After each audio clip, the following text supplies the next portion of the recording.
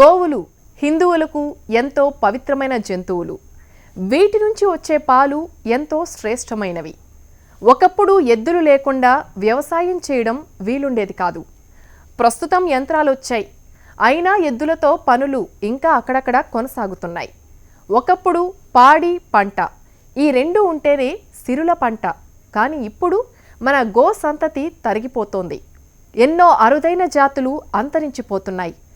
ఇదే విషయాన్ని గుర్తించిన పశ్చిమ గోదావరి జిల్లా రైతు మన దేశీ గోవుల సంరక్షణకు నడుం బిగించాడు. లాభార్జనే ధ్యేయంగా కాకుండా అరుదైన మన గో సంతతిని రక్షించేందుకు గోశాలను నిర్వహిస్తున్న రైతు పెద్దిరాజుపై నేలతల్లి ప్రత్యేక కథనం.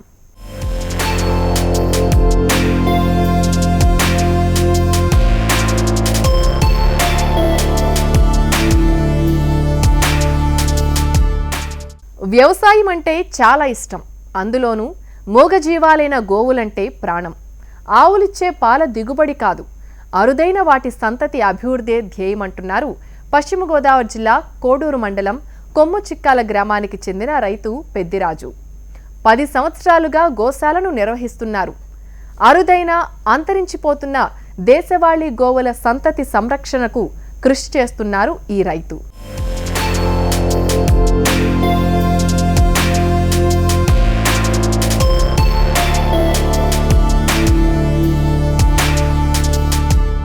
మేము సుమారుగా ఈ గోశాలని 10 సంవత్సరాలుగా చేస్తున్నాం. ఏంటంటే దేశవాళీ జాతి అంటే ఒక హిందూ సాంప్రదాయంలో భారతదేశంలో అదో మరి ఆ గోమాతకి ఉన్న విశిష్టతను గురించి మేము చేయడం జరుగుతుంది. ఏంటంటే గో నుంచి వచ్చి ఏదవనే ఒక పాలు, ఒక పంచకం, ఒక పేడ అంటే గోమయం అంటారు దీన్ని. దాంట్లో ఉన్న విశిష్టత గుణాల వల్ల మేము ఇది చేయడం జరుగుతుంది. ఏంటంటే మా చెరువులకి చేలకి కూడా ఈ గోపంచకాన్ని వాడటం జరుగుతుంది. ఈ పెంటను ఎరువుగా చేసి చేలకు జల్లడం జరుగుతుంది చెరువులకి. ఏంటంటే మా దగ్గర ఒంగోలు జాతి, పొంగనూరు, తార్పార్కర్, గిర్, బోని, షాహివాలా అనే రకాల బ్రీడులు గలవు. ఏంటంటే ఇవన్నీ కూడా ఒంగోలు జాతివే. మన భారతదేశంలో ఒక్కో రాష్ట్రానికి ఒక్కో విశిష్టత గల ఆవుకి గోజాతికి పేరున్నాయి. అలాగే మా దగ్గర 6 జాతులు ఒంగోలు జాతులు. అంటే ఒంగోలు జాతులు మన దేశవాళీ 23 జాతులు ఉన్నాయి. అందులో మా దగ్గర నుంచి 6 జాతులు ఉన్నవి. వాటిని మేము సుమారుగా 10 సంవత్సరాల నుంచి డెవలప్ చేయడం జరుగుతుంది. ఇదేంటంటే దీని మీద ఏదో లబ్ధి పొందడం అని కాదు, భారతీయ సంస్కృతిలో ఒక వ్యవసాయదారుడిగా చిన్నప్పటి నుంచి మాకు ఈ గోవులు, ఈ పాడి పరిశ్రమ మీద చిన్నప్పటి నుంచి కూడా మాకు బాగా ఇంట్రెస్ట్ ఎక్కువ. అందుకని చెప్పని నేను ITI చదువుకున్నాను. రాజకీయాల్లో ఉన్నా కూడా మాకు దీని మీద ఉన్న ప్రేమ నాకు రోజు ఏది మనిషిని ప్రేమించి కన్నా మూగజీవాన్ని ప్రేమించి ఎంతో మంచి కలుగుద్ది, సంతోషం ఉంటుంది, మనసుకి ఆనందం కలుగుద్ది అన్న దాంతో హిందువులు హిందూ ధర్మం ప్రకారం భారతదేశంలో గోవుకున్న విశిష్టత కోసం ఈ గోవుల్ని పెంచడం జరుగుతుంది.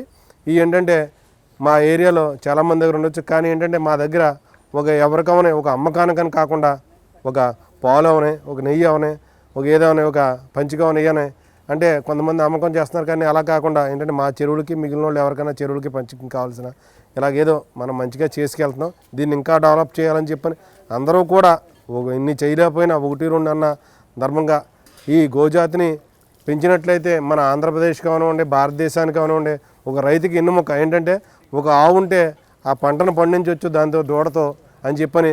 దాని దూడ ఉంటే, పెయ్యి దూడ ఉంటే దాని పాలుతో మనం ఇంటిని గడపచ్చు. ఒక ఆరోగ్యాలు ఈరోజు ఆవుకున్న విశిష్టత దేనికి లేదు. ఎందుకంటే ఆవు పాలలో జెనెటిక్గా మీకు వెంటనే మనిషికి తెలివితేటల గుణం అన్నది ఈ ఆవు పాలలో ఉన్నవి. ఎందుకంటే ఆవు దూడ నిప్పినారంటే మీకు 100 ఆవులు ఉన్నా కానీ ఆవులో ఒక్క దూడ నిప్పితే అది దాని తల్లి దగ్గరికి వెళ్ళి పాలు తగ్గుద్ది, వేరే దూడ దగ్గరికి వెళ్తుంది. ఎందుకంటే దానికి అంత ఫాస్ట్నెస్, అంత జెనెటిక్ పవర్ ఒక ఆవు పాలలోనే ఉన్నాయి. మరి అందుకని చెప్పని మేము ఈ గోజాతిని డెవలప్ చేస్తున్నాం. ఒంగోలు ఆవు అంటే దానికి విశిష్టత దాని మోపురం జెనెటిక్గా సూర్యరశ్మిని తీసుకుండి అందులో ఉండి సూర్యుడిచ్చే ఆ సూర్యకిరణాలని ఆ జెనెటిక్ పవర్ ఆ మోపురం ద్వారా తీసుకుని దాని బాడీలో సప్లై చేసి దాని ఎందుకనే మనకి ఆ పాలలో ఔషధ గుణాలు కలిగిన పాలని మనకి ఇవ్వడం జరుగుతుంది. కొంతమంది గోపంచకం ద్వారా కూడా ఇప్పుడు మెడిసిన్ తయారు చేస్తున్నారు.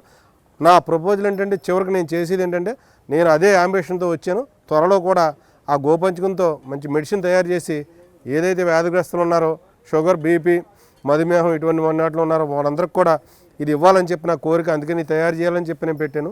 త్వరలో కూడా ఆ కార్యక్రమాన్ని కూడా చేస్తామని చెప్పని నేను తెలియజేస్తున్నాను.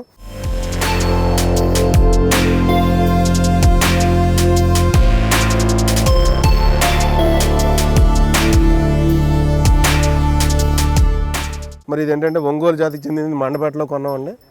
ఇది ఈ ఆవును ఒంగోలు జాతి అండి. ఇది మండపేటలో కొన్నామండి 2,50,000 దీన్ని. అలాగే ఇదంటే నా మొట్టమొదటి ఆవండి. ఇది ముందుగా దీన్ని కొన్న తర్వాతనే దీని సంతతితోనే నేను ఈ గోశాలను ప్రారంభించడం జరిగింది. ముందు దీని ఇంచుమించుగా సుమారు 20 సాల్తీలు ఉన్నాయండి. 20 సాల్తీల్లో ఒకటి కూడా ఏది దీని సంతతి ఎక్కడికి బయటికి ఇవ్వకూడదని నేను ముందుగా పెట్టి గోశాలు కట్టడం జరిగింది. ఈ ఆవు కోసమేనండి.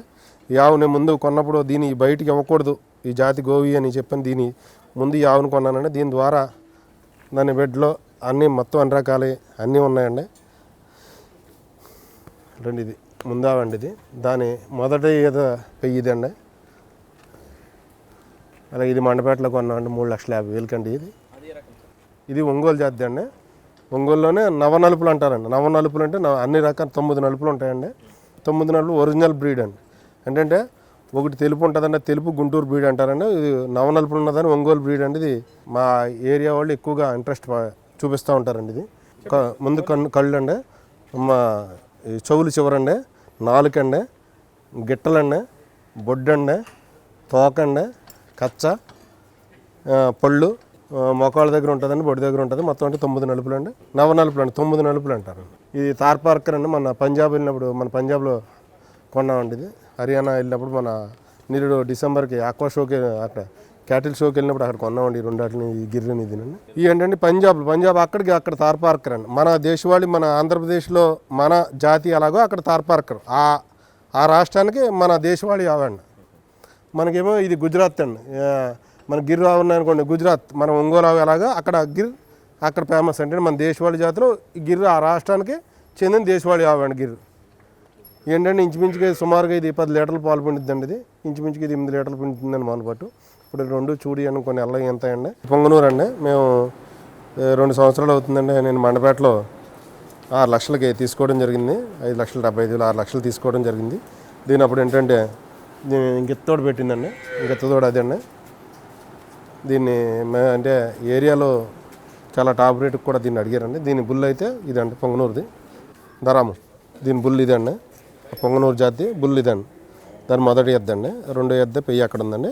ఇది ముందేత పొంగనూరు జాతి అండి. ఇది పొంగనూరు అంటే అరుదుగా పొంగనూరులో ఎక్కువగా అంటే 1 లీటర్న్నర పాలు ఇస్తుంది. కానీ ఇది చాలా అంటే క్వాలిటీ గల పొంగనూరు జాతి అండి.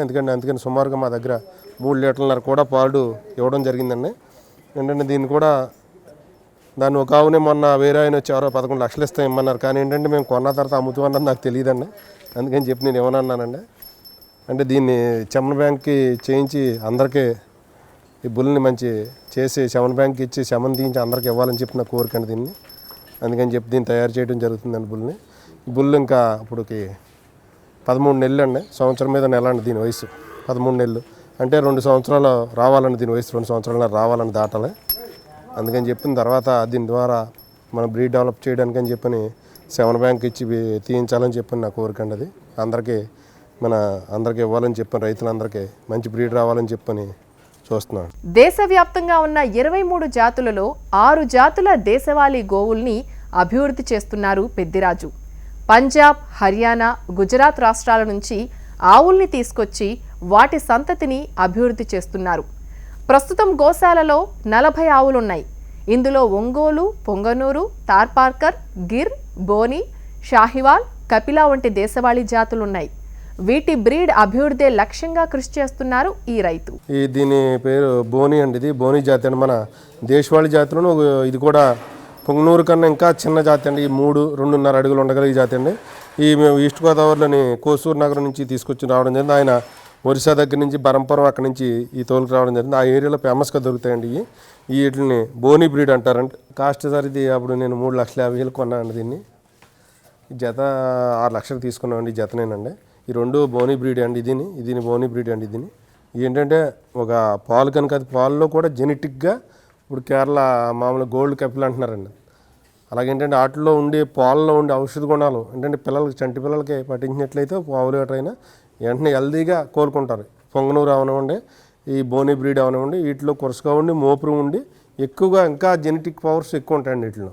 అంటే చిన్నపిల్లలకి మనం పాలు వాడినది ఔషధ గుణాలు బాగా ఎక్కువ ఉంటాయని చెప్పని అందరూ కూడా ఈ పాలను కూడా ఇప్పుడు ఉన్నదంటే 200 300 కూడా అమ్ముతారండి లీటర్. ఈ ఒంగోలు ఒరిజినల్ ఒంగోలు గిత్తండి ఇది. ఏంటంటే నవనలుపులతో కలిగిన గిత్తలు అంటారు చూడండి, ఒంగోలు గిత్తండి ఇది. ఈ 2 జత మామవాళ్ళు అండి. ఏంటంటే రైతు కాలంలో ఇప్పుడు మామవాళ్ళు ఒకే ఏజ్లో పుట్టడం అరుదుగా జరుగుతూ ఉంటాయండి. ఇదేమో మా కప్పులు గిత్తండి ఇది. ఏరియాలో ఏంటంటే మేము దీని బ్రీడ్ అంటే మాకు ఎక్కడైనా మామూలుగా మేము భీమవరం దగ్గర ఉండి దగ్గర వేరే గెత్తుంటే దాని దగ్గర చేయించేవండి. ఉంచి వదిలే ఇది కప్పులు గెత్తండి. రాము, దీని పేరు రాము అండి, దీని పేరు భీమా అండి. ఏంటంటే మా వాళ్ళు అని చెప్పి రాముడు భీముడు అని చెప్పని పెట్టడం జరిగింది పేర్లు. కపిల్ గిత్త అంటే అండి మీకు చాలా ఫేమస్, అరుదుగా ఉంటుందండి, పుట్టడం జరగాలని చాలా అరుదండి ఇది. కపిల్ అంటేనే పొగాకు కలర్తో ఉండాలండి, బాగా నలుపు కాకుండా ఒంటి మీద వస్తుంది పొగాకు కలర్తో ఉండాలండి. అందుకని చెప్పి ఇది అలా కలర్లు కూడా మారుతూ ఉంటుందండి. ఇప్పుడు ఇంకో 1 ఇయర్కి అయితే ఇంకా బాగా అవుతుందండి. ఇప్పుడు 2 సంవత్సరాలు అయిందండి గిత్త. దీని వయసు కరెక్ట్గా ఈ జనవరి 11 వస్తే 2 సంవత్సరాలు అవుతుందండి. 2 సంవత్సరాలు అయిందండి ఇప్పటికండి. అంటే ఇప్పుడే పళ్ళు వేస్తుందండి. ఇప్పుడే మా ఆవుల మీదకే పని చేయడానికి చూస్తున్నాండి దీన్ని. ఏంటంటే మాకు ఈ గిత్తలు పుట్టడం చాలా సంతోషంగా ఉన్నది. ఎందుకంటే ఎక్కడ అరుదుగా పుడతా ఉంటాయండి మా వాళ్ళు కూడా గిత్తలు. అందుకని చెప్పని మేము చాలా ప్రేమగా చూస్తాం వీటిని. ఏంటంటే ఉలవలో వడ్లు, గోధుమ పట్టు, తవుడు అవి పెట్టడం జరుగుతుందండి వీటికి. కపిలా వండిది దీన్ని మండపేటలో కొనడం జరిగిందండి. ఇది ఏంటంటే అరుదు, అంటే కపిలా అంటే మహాలక్ష్మి దేవీ స్వరూపం అంటే కపిలా అంటారండి. అందుకని చెప్పిన బాగా విశిష్టత కలిగిన దాంట్లో కపిలావని మనం ఒంగోలు జాతిలో కపిల అంటే బాగా విశిష్టత కలిగిన ఆవుగా అందరూ పూజిస్తారండి. దీని పేడ అవనివ్వండి, పంచకం అవనివ్వండి, ఏదో అవనివ్వండి చాలా పవిత్రంగా చూస్తారు అందరూ. కొంతమంది ఔషధానికి కూడా బాగా పంచుకొని పేడ కూడా వాడుతున్నారు. అందుకని చెప్పి కపిల వంటని చాలా అరుదు, గమ్మని దొరకవండి అందరి దగ్గర కపిలని. అందుకని చెప్పి మేము మండపేటలో కొనడం జరిగింది దీన్ని. ఇవన్నీ అంటే ఒంగోలు పెయిల్ అండి అట్లీ అండి. ఇది 2266 అండి, ఇది CP 002 అండి. ఇది చెమన పేరు అండి.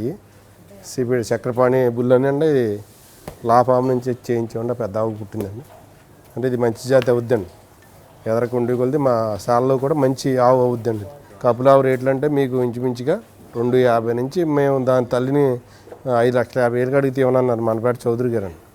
ఏమన్నారండి అంటే రేట్ అని కాదండి, మక్కువ వెళ్ళినోడు దాని జాతి గుణాలు తెలుసున్నవాడు దాన్ని ఎంతైనా కొనుక్కు రావాలన్నది ఉండాలని చెప్పిన ఇంట్లో ఒక హిందూ సాంప్రదాయం ప్రకారం మనం దేన్నైతే ఆశిస్తున్నాం మనకు మంచి కలగాలనుకుంటే మన దేవుని భగవంతుని ఎక్కడైతే పూజిందో దాన్ని పూజించే భగవంతుని డైరెక్ట్గా పూజించినట్టు చెప్పిన కపులాపిని చాలా ఫేమస్గా పెంచుతారండి.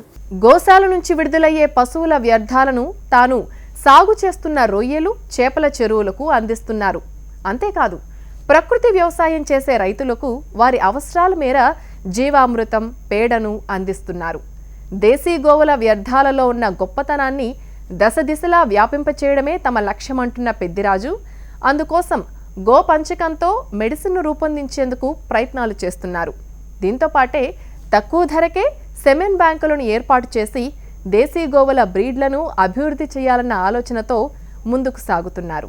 ఈ గోపంచకంలో అన్ని రకాల మినరల్స్, యాసిడ్స్, లిక్విడ్స్ అన్ని టెస్టింగ్లో వచ్చినాయి, అన్నీ ఉన్నాయండి. మీ రోజు గోపంచకం మేము చెరువుకి అప్లై చేసినట్లయితే దాంట్లో ఉన్న మినరల్స్, లిక్విడ్స్ అన్నీ దాంట్లో ఉండే యాసిడ్స్ ఉండి మాకు మినరల్స్ లెవెల్ పెరిగి మౌల్టింగ్ ఇబ్బంది లేకుండా డిసీజెస్ తక్కువ ఉంటున్నాయి. ఏంటంటే చెరువు పోవడం జరుగుతుంది, రావడం జరుగుతుంది. కానీ ఏంటంటే మెడిసిన్ అన్నది యూజ్ చేయక్కర్లేదు మేము. అంటే దాన్ని ప్రొబయోటిక్గా కూడా తయారు చేస్తాం. ఏంటంటే ప్రొబయోటిక్ అంటే బెల్లం వేసి నానబెట్టి, వరిపిండి వేసి నానబెట్టి అది ప్రొబయోటిక్గా గోపంచకం వేసి నానబెడతాం.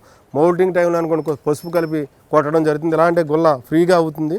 దానివల్ల ఏంటంటే మాకు పెట్టుబడి అన్నది నాకేంటంటే ఓన్లీ సీడు ఫీడు తప్పించి మెడిసిన్ పెట్టుబడి అన్నది 5 సంవత్సరాల్లో నీ గోవులు వచ్చిన తర్వాత యూజ్ చేయడం అసలు లేదు. ఏంటంటే మేము అందువల్ల చెప్పిన మేము నాకు బాగా ఉపయోగపడింది ఏంటంటే రైతులందరికీ ఒక గోవుని పెంచుకున్నట్లయితే 10 ఎకరాలు వ్యవసాయం చేయొచ్చు, 10 ఎకరాలు చెరువు చేయొచ్చు ఒక గోవుని పెంచుకున్నట్లయితే ఒక రైతు. మేము ఎకరానికి ఇంచుమించు 10 లీటర్ల నుంచి మాకు ఉంటుంది కాబట్టి అండి 10 లీటర్ల నుంచి 30 లీటర్ల వరకు ఎకరానికి వాడుతున్నాం మేమండి. మామూలుగా రైతులు లేని వాళ్ళని మా దగ్గర పట్టుకెళ్తా ఉంటారు. ఎకరానికి 5 లీటర్లు 10 లీటర్లు ఉన్నప్పుడు దొరికినప్పుడు పట్టుకుంటే వీళ్ళు కొట్టుకుంటూ ఉంటారండి. ఏంటంటే ఇక్కడ ఉన్న దోమ కుట్టినా మీకు ఎటువంటి డెంగ్యూ మలేరియా ఫీవర్స్ ఇవి రావండి. ఏంటంటే ఇక్కడ దీంట్లో అటువంటి పవర్ ఉంటుందండి. ఆ పేడ అనండి, ఆ యూరిన్ అనండి, నేను అదే మనం ఇళ్ళకాడ ఎక్కడన్నా లేని చోట అక్కడ కుట్టినా మీకు డెంగ్యూ ఫీవర్స్ వస్తాయి. ఈ గోజాతి ఎక్కడైతే డెవలపింగ్ ఎక్కువ జరుగుతుందో అక్కడ ఈ దోమలు కూడా ఉండవు, రోగాలు ఉండవండి, మనిషి ఆరోగ్యంగా ఉంటాడు. ఏంటంటే విజ్ఞానం నేర్చుకోగలుగుతాడు. ఏంటంటే ఆవు వల్ల కూడా విజ్ఞానం కూడా ఉన్నది. ఎందుకంటే అండి అది మనం మనిషిని అక్కడ ఉండి మనిషి పేరెట్టి కేకేస్తే దాన్ని మోగజీవే మన వెనక చూస్తుందని దాన్ని పేరెట్టి కేకేస్తే. అదంటే గేదెల్లోని మిగిలిన జెనెటిక్ వాటిలో ఏటిలో ఉన్నది ఒక ఆవు. సంక్రాంతి వేళ గోశాలలో సంవత్సరం పొడవునా రాజభోగాలను అనుభవించిన ఈ దేశవాళీ గిత్తలు పోటీలకు సయ్యంటాయి. అందుకు అనుగుణంగా వాటిని నాటు పద్ధతుల్లో పెంచి సిద్ధం చేస్తున్నారు ఈ రైతు. కనుమనాడు గోశాలలో పండుగ వాతావరణం నెలకొంటుంది.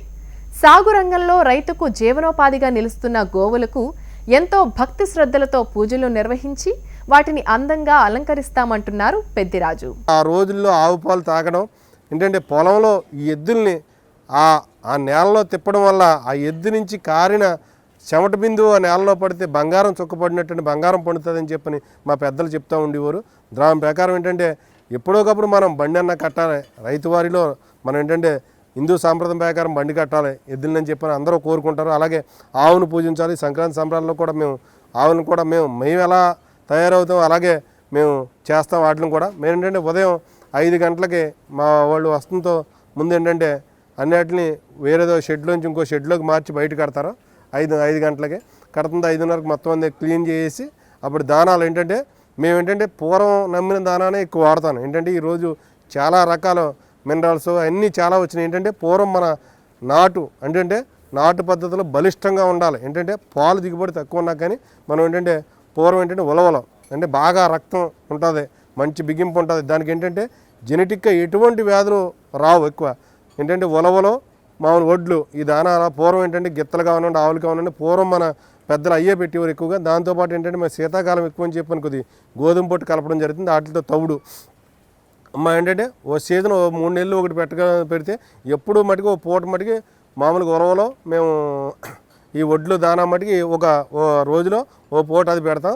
ఓ పూట అంటే జొన్నలో మామూలు గంట్లు కలిపిన ఉడకేసిన దానా పెడతాం. ఎక్కువ అంటే నేను ఎక్కువగా ప్రిపరేషన్ ఎక్కువ అంటే అరుగుదల బాగుంటుందని చెప్పిన ఎక్కువ ఉడకబెట్టిన దానాకే మేము వీట్ చేసిన దానికే ఎక్కువ ప్రిఫరెన్స్ ఇస్తాను. ఏంటంటే మామూలుగా ఈరోజు వస్తున్నాయి ఏంటంటే కొన్ని రకాల దానాలు వాటికి నేను ప్రిఫరెన్స్ ఇవ్వను. ఎక్కువ ఏంటంటే ఉడకబెట్టిన దానా వల్ల జెనెటిక్గా వాటికి కూడా అరుగుదల బాగుంటుంది. ఇప్పుడున్న పరిస్థితులు ఏంటంటే చాలా కోల్పోవడం జరుగుతుంది. ఎందుకంటే ఈరోజు ప్రభుత్వం వారు కూడా ఏంటంటే మంచి బ్రీడ్ని డెవలప్ చేసి ఏంటంటే ఇస్తున్నారు. ఈరోజు కూడా ఇంజక్షన్లో మా సెమన్స్ తీసుకోవాలంటే కూడా రైతులకు చాలా ఇబ్బంది. ఈరోజు పొంగనూరు జాతి ఉందంటే అది కనుమరుగైపోయింది. దాని చెమను ఈరోజు మరి కొంతమంది డాక్టర్ 1500 నుంచి 2000 తీసుకోవడం జరుగుతుంది. ఈ డాక్టర్ ఈ చిన్న రైతు 2-3 సార్లు 2-3 వేలు పెట్టి చేయితే దానికి 6-7 వేలు 10,000 అవుతుంది. ఆ రైతు ఆ బ్రీడ్ని ఎలా డెవలప్ చేయగలుగుతాడు?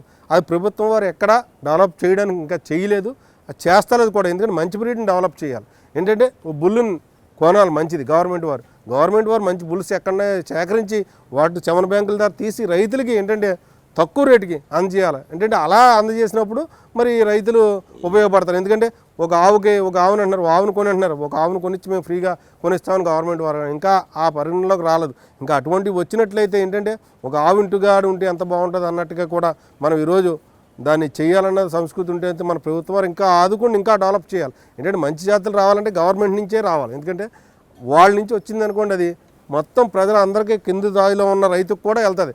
ఇప్పుడు ఇదే ఉందనుకోండి, ఇప్పుడు నా దగ్గర నేను ఎక్కడో లాభాంకి వెళ్ళో ఎక్కడో బయట నుంచి ఎక్కడి నుంచో మంచి బుల్సి సేకరించి మేము సెమన్స్ తీసుకురావడం జరుగుతుంది. ఇప్పుడు అంటే మాకు బుల్స్ ఉన్నాయి కాబట్టి మాకు ఇబ్బంది లేదు. ఇప్పుడు అంటే బుల్స్ దగ్గర పంపినా మామూలుగా మంచిగా బుల్గా ఎవరైనా బయట పంపినా 2,000 రూపాయలు కూడా ఆవుకు తీసుకోవచ్చు జరుగుతుంది. మరి అలాంటప్పుడు మరి ఆ రైతులు ఇబ్బంది పడతారు కాబట్టి అందుకని గవర్నమెంట్ వారికి మంచి బుల్స్ని సేకరించి ఈ ప్రభుత్వం వారు సేకరించి ఏంటంటే రైతులకి అవి తక్కువ కాస్ట్కి ఆ చెమన్స్ ఇవ్వడం జరిగింది. అయితే అభివృద్ధి ఇంకా జరుగుద్ది. వాళ్ళు ఏంటంటే పెడితే అభివృద్ధి జరగదు. మంచి బుల్స్ జాతిని సేకరించినట్లయితే మన ఆంధ్రప్రదేశ్లో మంచి పశువులు మరి ఇంకా అభివృద్ధి జరుగుతుందని చెప్పని కోరుకుంటున్నాను. తాను చేస్తున్న ఈ పనిని ఎన్నడూ వ్యాపారంలా చూడలేదంటున్నారు ఈ రైతు. లాభాల గురించి ఆలోచించనే లేదంటున్నారు. గోశాల నిర్వహణ ఖర్చుతో కూడుకున్నదే, కానీ ఆ పని నాకు ఎంతో సంతృప్తిని ఇస్తోందంటున్నారు పెద్దిరాజు. అందుకే లాభాల కన్నా సామాజిక కోణంలోంచి ఈ పనిని చూస్తున్నారు, అందరికీ ఆదర్శంగా నిలుస్తున్నారు.